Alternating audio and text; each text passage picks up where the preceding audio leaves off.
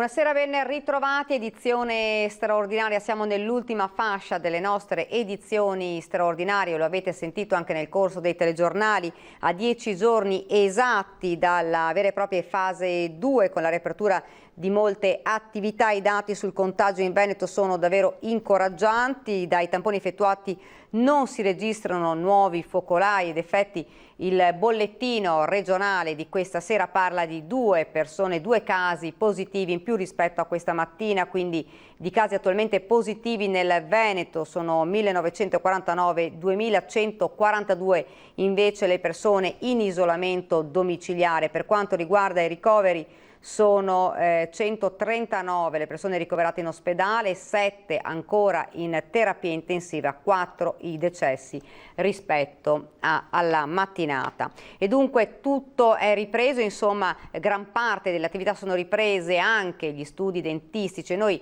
abbiamo in collegamento, la vedo già in diretta, Chiara Terrazzani, che è dentista pediatrica. Buonasera Chiara. Buonasera, buonasera a tutti, Buonasera. Grazie di questo invito. La vedo intanto già vestita, pronta, esatto. Com'è cambiato rispetto a prima? Come sono cambiati i comportamenti anche da parte vostra? Allora, sicuramente questa emergenza ha dovuto cambiare nel nostro lavoro tutti i protocolli che sono a livello operativo. Già noi avevamo un regime di disinfezione elevato come tutti i dentisti, però abbiamo dovuto fare un'evoluzione. Diciamo che adesso siamo i dentisti pediatrici 2.0. In tutto ciò poi la figura del dentista pediatrico è una figura particolare rispetto al dentista generico, perché nasce proprio per il fatto che i bambini hanno dei parametri emotivi, dei parametri fisiologici anatomici differenti rispetto a quelli dell'adulto, così come nella medicina generale quindi esiste il pediatra, in odontoiatria esiste l'odontoiatra pediatrico. Solo che adesso ci siamo trovati a dover mettere delle nuove, diciamo, dei nuovi giochi per poter accedere alle cure. Noi odontoiatri infantili ci siamo preoccupati da subito di questa emergenza per una questione che dell'approccio noi facciamo la nostra arma vincente. Noi mettiamo le mani nelle bocche dei bambini e sappiamo che i bambini scoprono il mondo attraverso la bocca, parlano, si nutrono e respirano, e quindi nasceva per forza una necessità di un approccio che fosse vincente, anche se ci vestiamo da veri e propri astronauti. Mentre prima avevamo solo una mascherina e un paio di guanti, adesso diventiamo degli astronauti. Ecco, I Chiara, nuovi dispositivi. lei ha, cos'ha vedo, Allora, noi abbiamo una sì. tuta. E questa tuta viene utilizzata durante la giornata, igienizzata, però precisiamo, per tutte le cose operative dove viene prodotto quel famoso aerosol, cioè quelle particelle di acqua e saliva, mettiamo anche un camice monouso che in quanto monouso viene cambiato per ogni paziente. Dopo aver indossato la tuta mettiamo la nostra solita cuffietta, facciamo una prima disinfezione delle mani in modo tale che siamo sicuri di avere le mani disinfettate anche sotto i guanti, e mettiamo il primo paio di guanti. Dopo aver messo il primo paio di guanti, noi andremo a mettere la prima mascherina. La prima mascherina è una mascherina FFP2, ovvero una mascherina filtrante anche i virus, e sopra di quella mettiamo una mascherina chirurgica. Io le ho portate per farle vedere adesso, giusto per dare un'idea di come andiamo a mascherarci. Sopra di quella mascherina metteremo quella chirurgica, che invece è monouso e viene cambiata per ogni paziente. Dopodiché vengono disinfettate di nuovo le mani, vengono messi gli occhiali, e adesso ho l'auricolare quindi un pochino, viene chiusa la tuta, viene messo anche il nostro casco spaziale che è la visiera, e a questo punto diventiamo un po' irriconoscibili. Ma ecco, i bambini si spaventano. Per farvi vedere. Chiara, i bambini si spaventano? Ecco, la cosa bella è che i bambini la prendono come un gioco, come tutte le altre cose, soprattutto se trovano dall'altro lato della barricata un adulto che sa, diciamo, un po' come trasformare quello che è insolito in normale. Se queste sono le nuove disposizioni, per noi quindi diventano la normalità, lo saranno anche per loro. Dobbiamo sapere, sappiamo tutti noi, i bambini ogni giorno imparano cose nuove, gli è chiesto ogni giorno di imparare cose nuove a scuola, nello sport, a musica, e così loro imparano anche questi nuovi comportamenti. La cosa bella dei bambini è che a loro non interessa come siamo travestiti, loro sanno vederci dentro al di là del travestimento, della maschera che mettiamo, loro sentono, c'è quella parola magica che si chiama empatia, che va al di là del nostro vestito. Oltretutto, insomma, ci mettete anche parecchio, insomma, a vestirvi prima di poter iniziare, insomma, un qualsiasi intervento. Assolutamente, perché questa ho fatto velocemente per farvi vedere, poi c'è la parte monouso che viene messa sopra ulteriore in modo da cambiarla ad ogni paziente. Quindi sicuramente in ambulatorio cosa è successo? Si sono allungati i tempi, si cerca di avere appuntamenti ben organizzati in modo tale da non creare incontri nella sala d'attesa. Le nostre sale d'attesa sono un po' cambiate, le sale d'attesa dei bambini erano ricche di giochi, il tavolo per disegnare, la lavagna e tutte queste cose. Chiaramente abbiamo dovuto eliminare tutto quello che poteva essere fonte di contagio.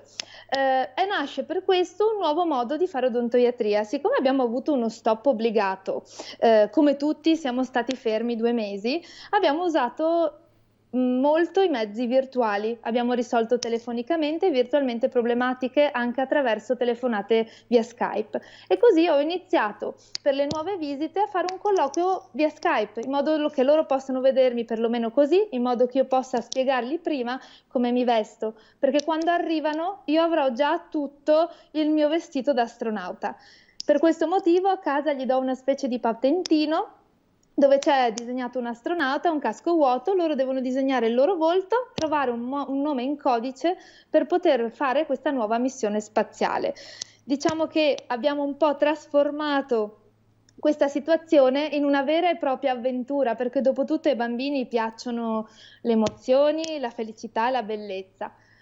Ma come dicevamo prima, i bambini si sanno adattare, la resilienza, la capacità di adattarsi positivamente alle nuove situazioni, forse la dedichiamo un po' più agli adulti, e quindi quel colloquio mi serve tanto per rassicurare anche i genitori. I genitori sono abituati da molto tempo a vederci in un modo, vederci improvvisamente in un altro potrebbe spaventarli. E sappiamo lei ci diceva, Chiara, che chi si preoccupa di più rispetto ai bambini sono proprio i genitori.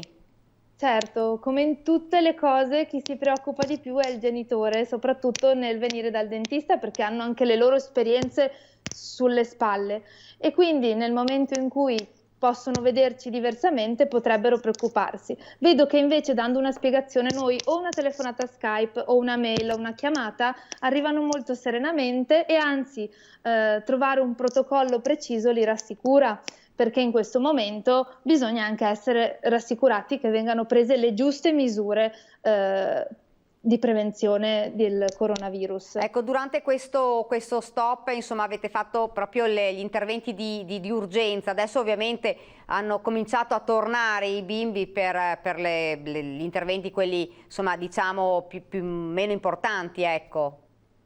Sì, diciamo che siamo tornati pian pianino alla routine. Abbiamo avuto questo periodo di stop obbligato dove eravamo comunque disponibili per le urgenze. Io personalmente ho lasciato il mio numero telefonico, così come hanno fatto i colleghi dello studio, in modo tale da poter essere comunque sempre presenti e non dirottare assolutamente i pazienti con problemi odontoiatrici nei pronto soccorsi, che non era proprio il caso di andare ad affollare per problemi che potevamo risolvere noi. Nel caso fosse possibile risolverlo telefonicamente, anche con chiamate, abbiamo fatto delle cose nuove, diciamo, con chiamate, videochiamate e via dicendo. Se non fosse stato possibile, quindi era una vera urgenza, che poi nei bambini sono soprattutto i traumi, le vere urgenze, siamo andati in studio, è capitato qualche volta, ci siamo recati in studio e abbiamo risolto l'urgenza vera, cioè quella che metteva un vero pericolo per la salute del paziente. Certo che sicuramente per i bambini sarà stato difficile, insomma, il tornare e trovarvi, insomma, vestiti così, ma anche per voi non è semplice operare in questa maniera.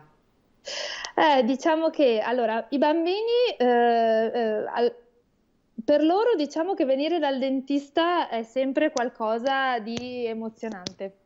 Quindi nel momento in cui loro si recano da noi è importante seguire un approccio, e l'approccio non è cambiato di tanto, perché noi ci abbiamo soltanto aggiunto un nuovo travestimento.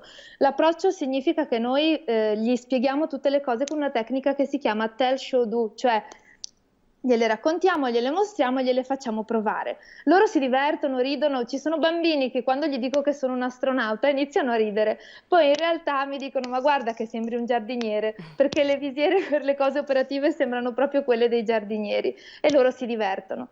Per noi invece diciamo che adesso che sta arrivando il caldo, questi diversi strati perché abbiamo il nostro usuale camice sotto, la tuta, il monouso, la doppia mascherina, gli occhiali, cuffia nostra, cappuccio, cuffia monouso, diciamo che le temperature si fanno un po' sentire un pochino ogni tanto. Inoltre le mascherine FFP2 sono le uniche vere che dopo un pochino creano un pochino di fastidi nel respirare. Questo ci tengo a precisarlo perché invece le mascherine chirurgiche che noi abbiamo sempre usato anche 12 ore al giorno non creano nessun problema nella respirazione. Queste linee guida secondo lei rimarranno per diversi mesi oppure saranno, insomma, si attenueranno, diciamo, nel corso del tempo?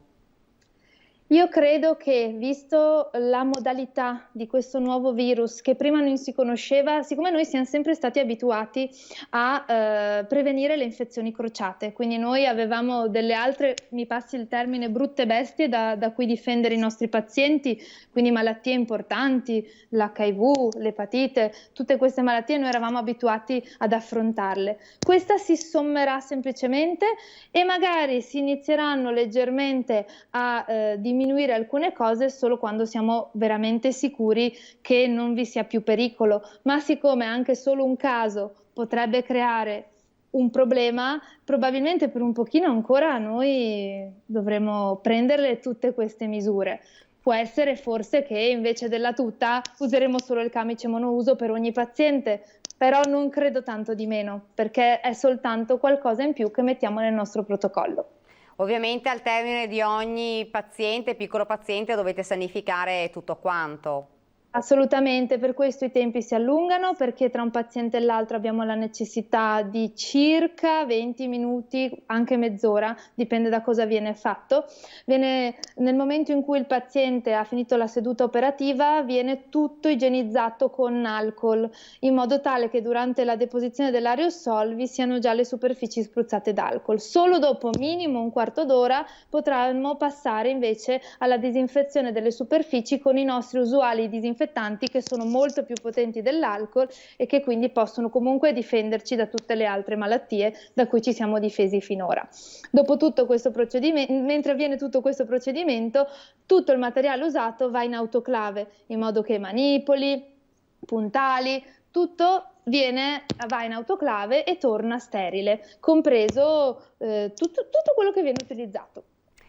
Chiara, grazie per averci spiegato, insomma sicuramente il vostro lavoro è più complicato anche perché insomma dovete insomma far fronte a dei bambini che sicuramente non è semplice come gli adulti, anche se si adattano maggiormente.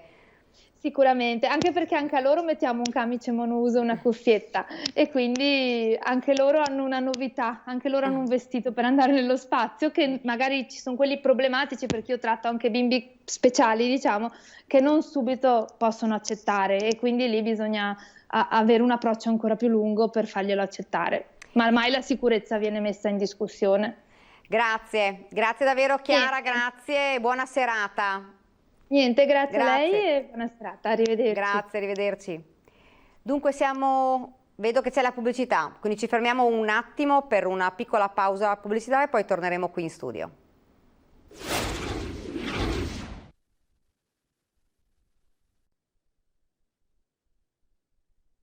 Rieccoci nuovamente in studio con l'ultima parte della nostra edizione straordinaria, l'avete sentito, ne abbiamo parlato anche prima, il governatore Zaia ha annunciato nei prossimi giorni la firma di una nuova ordinanza relativa proprio al mondo delle terme, riparte anche il mondo delle terme, quindi tutte le linee guida. Inoltre ha presentato alla Regione 3 mini spot rivolti ai cittadini che illustrano le nuove modalità di accesso agli ospedali e pronto soccorso e alle attività ambulatoriali. Restano punti fermi ovviamente l'uso delle mascherine e dei guanti, il distanziamento, e non è previsto un accompagnatore salvo in caso di disabili e minori. Per il pronto soccorso restano attivi il pre-triage e percorsi differenziati per i casi Covid sospetti. Dunque abbiamo parlato dei mini spot, quindi vediamo subito il mini spot relativo all'accesso agli ospedali. Le strutture sanitarie regionali tornano gradualmente alla normale attività. La riapertura avverrà per fasi e con nuove regole di accesso ai servizi, al fine di limitare le possibilità di contagio ed evitare assembramenti. L'accesso alle strutture sanitarie deve avvenire previa prenotazione, sia per le prestazioni sanitarie che per quelle amministrative, privilegiando le attività da remoto, al fine di garantire un accesso in condizioni di sicurezza igienico-sanitaria. L'ingresso in ospedale è consentito solo per reali situazioni di necessità. All'entrata, l'utente troverà un luogo in cui verranno verificate le motivazioni dell'accesso e accertato l'utilizzo di guanti e mascherine. Tutti gli ingressi saranno presidiati da personale sanitario che verificherà la temperatura corporea di chi si presenta. In caso di valori oltre i 37,5 gradi centigradi, l'utente dovrà tornare a casa, oppure, per prestazioni sanitarie indifferibili, dovrà accedere secondo le modalità definite dalla singola struttura sanitaria.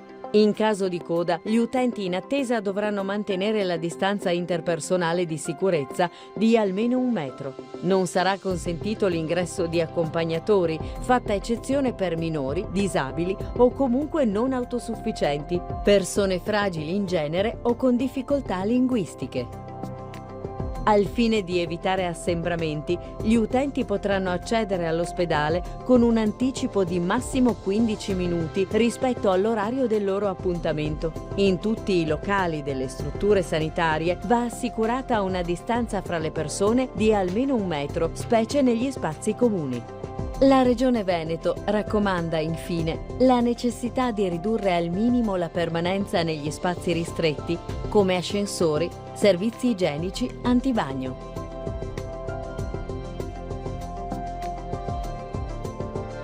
Dunque informazioni utili che ovviamente noi vi riproporremo proprio nel corso delle nostre edizioni prossime straordinarie, per farvi dunque capire come adesso ci si dovrà comportare per gli accessi agli ospedali, ai pronto soccorsi o alle visite ambulatoriali. E quindi è ripreso anche, sono riprese varie attività, è ripreso anche si è riaperto insomma il Tribunale di Treviso, e ne parliamo insieme, lo vedo già sullo schermo, con l'avvocato Stefano Pietrobon. Buonasera avvocato. Buonasera a lei dottoressa, buonasera ai telespettatori. Dunque avvocato, si è ripreso un po' tutto e anche insomma l'iter del Tribunale è ripreso. Sì, si tratta anche per l'attività giudiziaria sostanzialmente di una fase 2. La prima fase, sostanzialmente fino all'11 di maggio, prevedeva la trattazione di un numero molto limitato di udienze e in generale una limitazione di tutte le attività che si svolgono in tribunale, anche nelle cancellerie, quindi nei rapporti tra gli avvocati per la presentazione di atti, l'accesso alle cancellerie, i depositi e quant'altro. Dopo l'11 maggio, qualche giorno prima dell'11 maggio, il Presidente del Tribunale ha emanato un provvedimento che disciplina la fase da qui al 31 luglio. Ecco, per quanto riguarda Treviso, che cos'è cambiato? Allora, sono state indicate una serie di alcune tipologie di udienze che possono essere tenute in presenza, come si usa dire adesso in queste vicende. In buona sostanza, nel diritto civile non cambia moltissimo, nel senso che buona parte dell'attività del processo civile si svolge ormai da anni con modalità telematica, per cui gli atti vengono trasmessi e depositati e letti collegandosi alle piattaforme predisposte dal Ministero. Tutte le udienze invece in cui sono previsti, quindi dall'11 maggio in poi, tutte le udienze in cui sono prevista la partecipazione dei testimoni, quelle ancora non si possono tenere.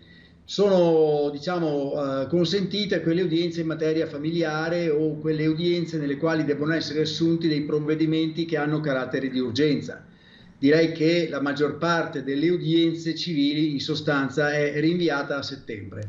Questo perché appunto il provvedimento del Presidente del Tribunale di Treviso fissa il termine della fase 2 fino al 31 luglio, ma il 1° agosto ha inizio quello che si chiama il periodo di sospensione feriale, quindi quello che è già previsto ordinariamente per la sospensione di tutte le attività, quindi in buona sostanza se ne riparla dal 1° di settembre. Per quanto riguarda invece il settore penale, più o meno il criterio è lo stesso, cioè si terranno solo quelle udienze nelle quali non è prevista la partecipazione di testimoni, di consulenze, di soggetti estranei, in buona sostanza, salvo quelle nelle quali sia imputato un soggetto sottoposto a misura cautelare. In quel caso si possono tenere udienze o con il detenuto in carcere oppure quindi anche con la presenza dei testimoni, proprio perché essendo l'imputato soggetto a misura cautelare si vuole dare una, diciamo, corsia preferenziale a questi procedimenti, perché il soggetto giustamente è privato di alcune delle sue libertà.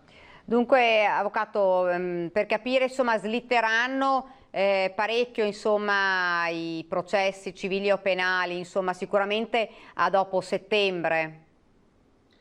Sì, purtroppo sì, nel senso che tutte le varie eccezioni in realtà riguardano, non ho a disposizione dei dati precisi, ma riguardano una percentuale minima dei processi in realtà. Ci sono molte le tipologie, ma ciascuna tipologia riguarda ben pochi casi da trattare.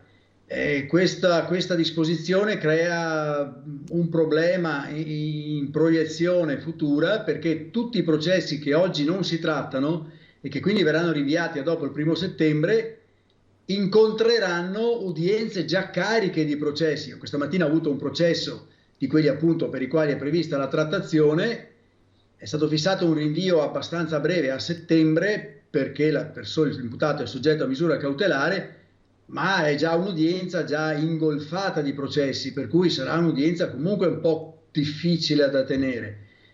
E mi confidavo con il giudice questa mattina, il quale non mi nascondeva le sue preoccupazioni per quello che avverrà alla ripresa di settembre.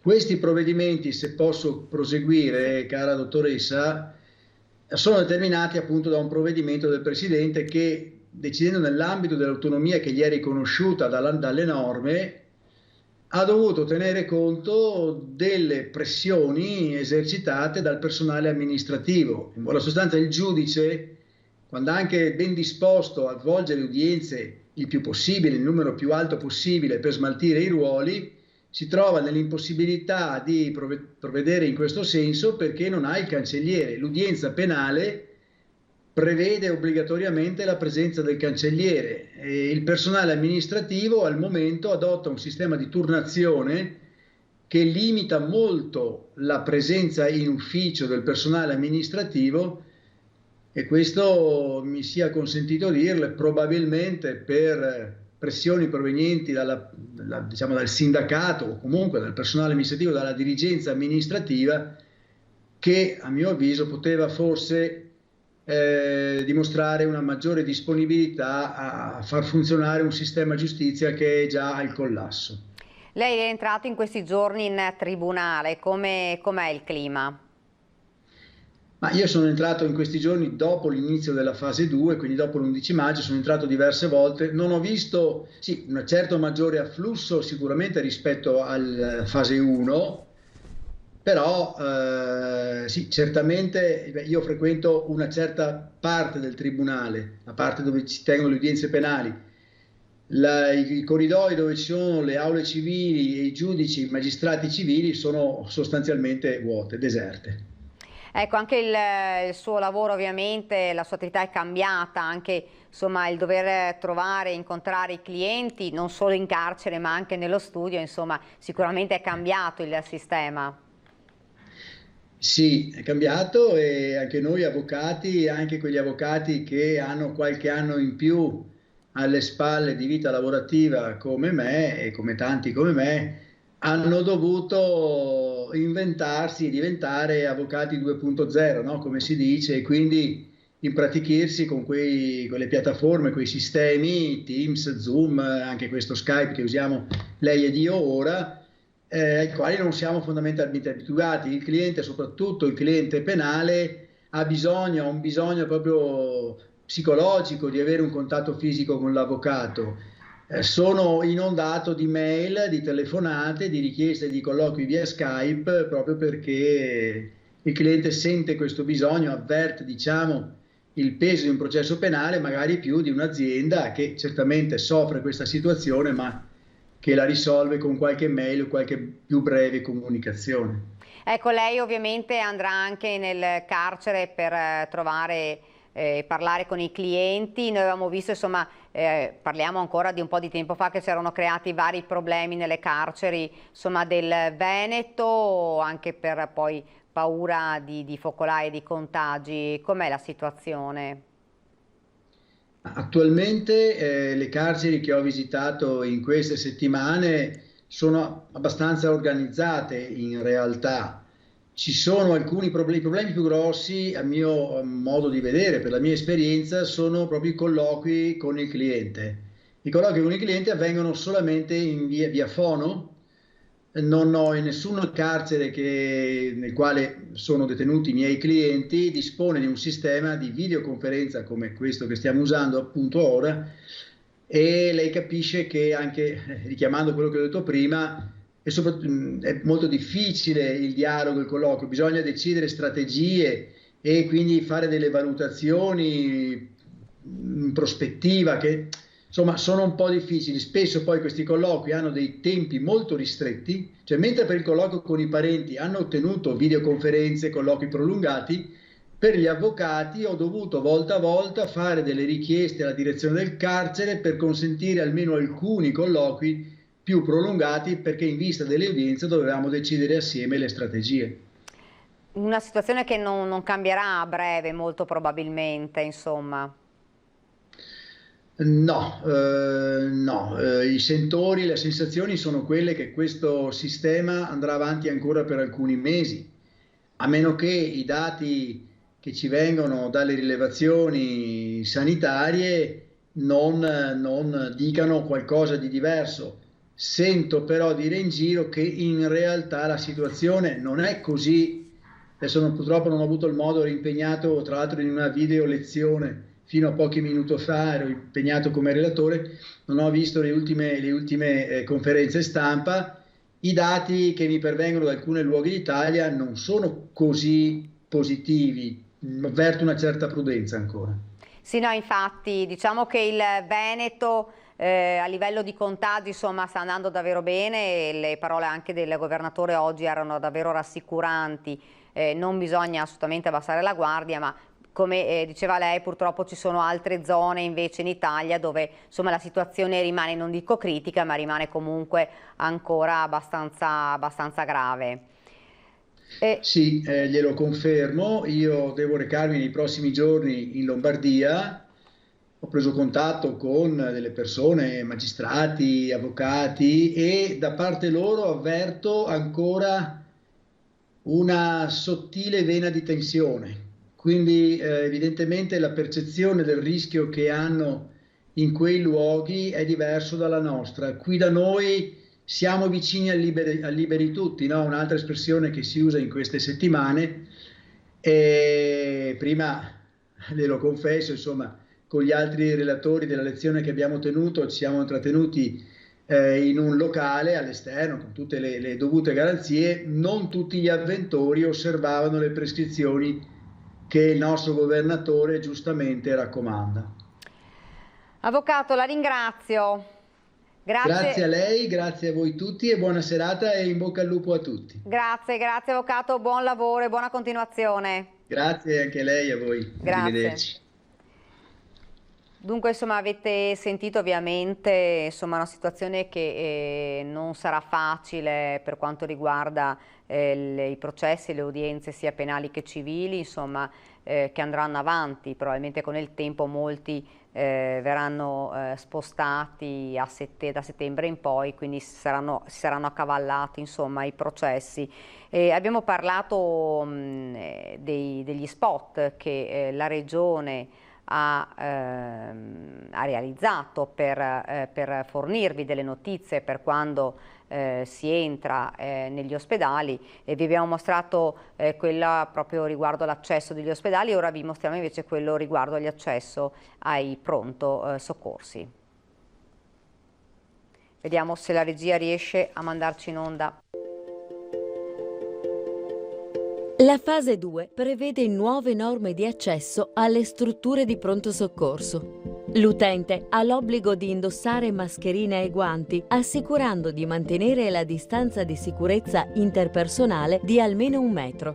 Non è ammessa la presenza di accompagnatori all'interno del pronto soccorso, ad eccezione di disabili, minori, utenti fragili, non autosufficienti e persone con difficoltà linguistiche.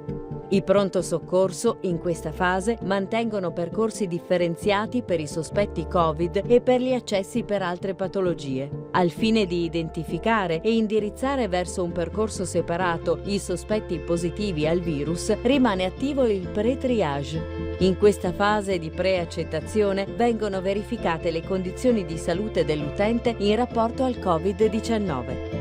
In caso di sintomi come febbre, influenza, tosse e mal di gola o segni significativi di sospetta infezione respiratoria da Covid-19, il soggetto viene sottoposto a tampone nasofaringeo e accompagnato in spazi del pronto soccorso dedicati fino all'arrivo del referto del tampone. Qualora non fosse necessario trattenere il paziente in osservazione, lo stesso viene dimesso a domicilio. In caso di emergenza, che non consente perciò di attendere il referto del test, il paziente viene trattato come infetto e gestito con tutte le precauzioni del caso. Analogo approccio è previsto anche per le persone che giungono al pronto soccorso in ambulanza, con la variante che il pre-triage va fatto al momento e sul luogo del soccorso. Al termine dell'iter diagnostico per Covid, il soggetto può venire ricoverato o, se le condizioni lo permettono, dimesso a domicilio. Ed oggi si è svolto anche un incontro tra il Premier Conte e i sindaci delle città metropolitane. A parlare è il sindaco di Venezia, Luigi Brugnaro. Dice: grazie al Presidente del Consiglio dei Ministri Conte per aver ascoltato con attenzione e recepito le richieste d'aiuto che i primi cittadini metropolitani gli hanno sottoposto. 5 proposte concrete, dice, a cominciare da altri 3 miliardi da destinare agli enti locali per aiutare i sindaci italiani che dall'inizio dell'emergenza sanitaria si sono trovati ad affrontare un periodo di reale difficoltà economica, ma soprattutto di tenuta sociale, dice Brugnaro. Ora aspettiamo che l'impegno preso dal Presidente Conte trovi presto concretezza in puntuali provvedimenti normativi, ha poi concluso. E dunque abbiamo parlato durante le nostre edizioni dei centri estivi che ripartono, e siamo andati a Padova perché il Comune di Padova ha pubblicato il bando per l'approvazione dei progetti da parte degli enti gestori. Grande preoccupazione per l'aumento dei costi a carico delle famiglie, lo abbiamo anche ripetuto più volte nel corso delle nostre edizioni straordinarie. Ovviamente diminuisce il numero dei partecipanti ai centri estivi e purtroppo a volte sale invece l'aumento proprio dei costi a carico delle famiglie. Quindi l'assessore all'istruzione Cristina Piva dice: cercheremo di farci carico delle nuove povertà. Sentiamo. Oggi è uscito il bando che prevede per tutti i gestori che vogliono dare vita a un centro estivo di farlo sapere al Comune, e naturalmente il Comune dovrà vagliare i vari progetti perché siano conformi ai dettami del DPCM. Benestare del Comune, ente che fa da coordinamento tra i gestori dei centri estivi, in proprio segue quelli per i bambini da 0 a 3 anni, ma anche approvazione da parte dell'ULSS, che dovrà dare il proprio ok da un punto di vista sanitario. Al via l'operazione estate per i bambini e ragazzi anche a Padova, un'operazione rivoluzionata dall'emergenza che porterà a un aumento inevitabile dei costi. Un centro estivo che di solito funzionava con 15-20 bambini e un operatore adesso deve fare i conti con il contingentamento e con i gruppi fissi. E naturalmente questo fa lievitare i costi sono molto elevati, c'è bisogno anche di personale per la pulizia, per dare una mano anche agli operatori. Tra i 6 e gli 800 euro per famiglia al mese, queste le prime ipotesi sul costo per ogni singolo bambino o ragazzo. Lo stesso comune che gestirà quelli 0-3 anni si trova di fronte a impegni diversi. La cooperativa che se ne occupa, invece di avere 4 strutture, dovrà averne molte di più, dovendo tenere i gruppetti di 5 bambini. In una struttura che può contenere 60 bambini ce ne potranno stare 15-20. Per questo il Comune sta studiando misure di sostegno alle famiglie da affiancare a quelle messe in campo dal governo, di cui non si conosce ancora la reale entità. Cercheremo di dare una mano a quelle famiglie che hanno difficoltà economiche per utilizzare lo stesso i nostri servizi, tanto è vero che pensavamo a una tariffazione sempre su base ISEE, per cui daremo dei vantaggi anche a chi non potrà permetterselo. Poi ci saranno anche le nuove povertà da fronteggiare, perché chi aveva l'anno scorso un ISEE diciamo normale o elevato potrebbe in questo momento non avere più la possibilità economica. E riparte la Fondazione Musei Civici di Venezia, Palazzo Ducale Museo del Vetro a Murano e Museo del Merletto a Burano dal 13 giugno saranno aperti al pubblico ogni sabato e domenica, possibilità del ticket online dal 4 di giugno. Dal 22 giugno invece saranno inoltre accessibili durante tutta la settimana anche Carezzonico, Museo del Settecento veneziano, Casa Goldoni, il Centro Studi di Storia del Tessuto, del Costume e del Profumo e il Museo di Storia Naturale di Venezia. E non solo, ma anche i Summer Camp che da lunedì 8 giugno torneranno ad animare l'estate dei bambini nel Parco del Museo del Settecento veneziano a Carezzonico e a Forte Marghera, a cura dei servizi educativi della Fondazione Move.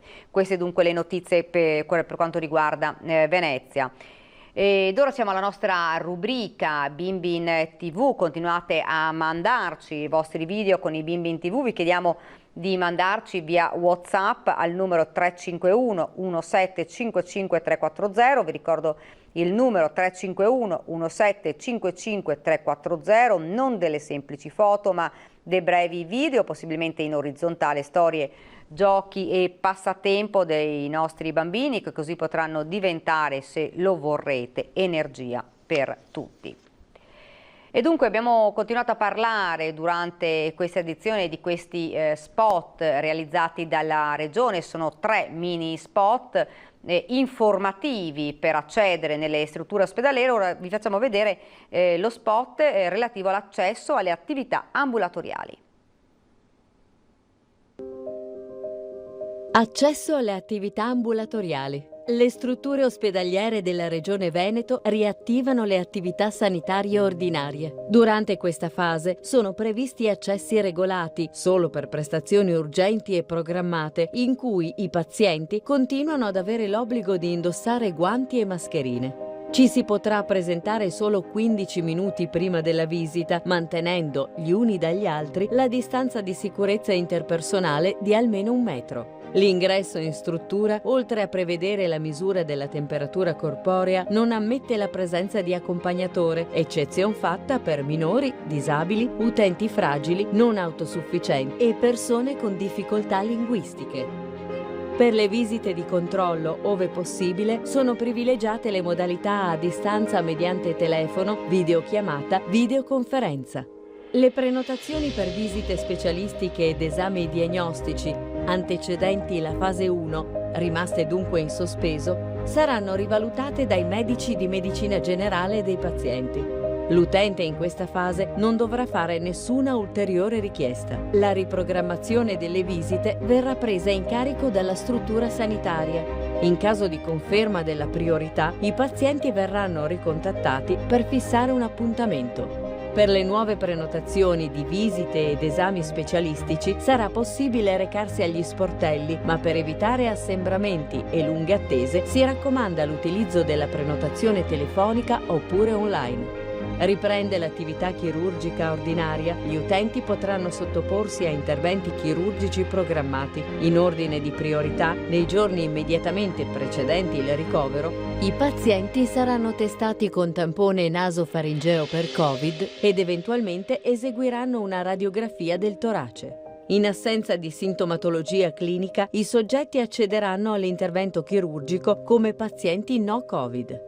I casi pediatrici e le donne in gravidanza non eseguiranno l'RX torace ed accederanno in sala operatoria solo a fronte di tampone nasofaringeo e visita medica negativi per Covid. Tutti i pazienti ricoverati saranno sottoposti preventivamente a tampone. Per i ricoveri programmati questo viene fatto su appuntamento nei giorni immediatamente precedenti alla degenza. Per i ricoveri d'urgenza il tampone viene ugualmente eseguito e il paziente, fino all'esito, viene considerato a prescindere un caso sospetto e trattenuto in un'area dedicata. Saranno possibili le visite ai pazienti ricoverati limitatamente ai familiari, con il vincolo di una sola persona per paziente e nel rispetto delle generali norme sul distanziamento e sull'utilizzo dei dispositivi di protezione.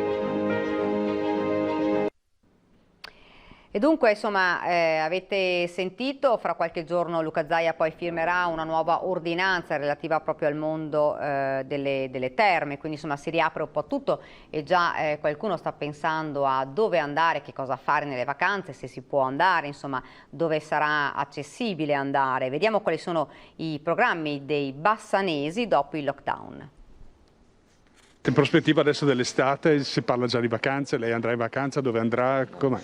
Attualmente non lo so, perché io spero magari di sì, di riuscire a fare qualcosa, però vedo che in giro ovviamente si fa più fatica a fare programmi perché c'è più incertezza di quello che uno può fare il giorno dopo, quindi è tutto più complicato. Potendoci muovere andremo in Puglia, insomma, come sempre. Dove andate al mare? Santa Maria di Leuca, una mesata. Per il momento non c'è nessun programma, stiamo a vedere, ringraziamo il Signore che stiamo bene e poi tutto verrà se ci sarà, quindi incrociamo le dita che stiamo tutti bene, noi e i nostri cari, poi se ci saranno le vacanze ben vengano. Ancora nessun progetto, aspettiamo di vedere come saranno gli sviluppi della situazione, dopodiché probabilmente faremo le vacanze magari in Italia. Le montagne? Non si sa ancora, vedremo. No, stiamo qua in zona e ci godiamo il Brenta e ci godiamo i paesaggi nostri. Al mare. In sì. Zona? Sì, vacanze italiane quest'anno.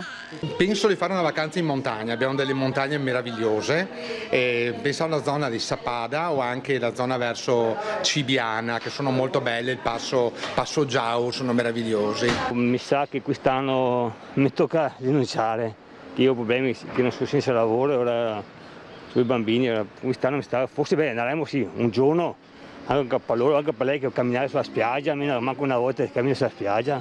Quindi mare dove? Io vado a Caolo di solito.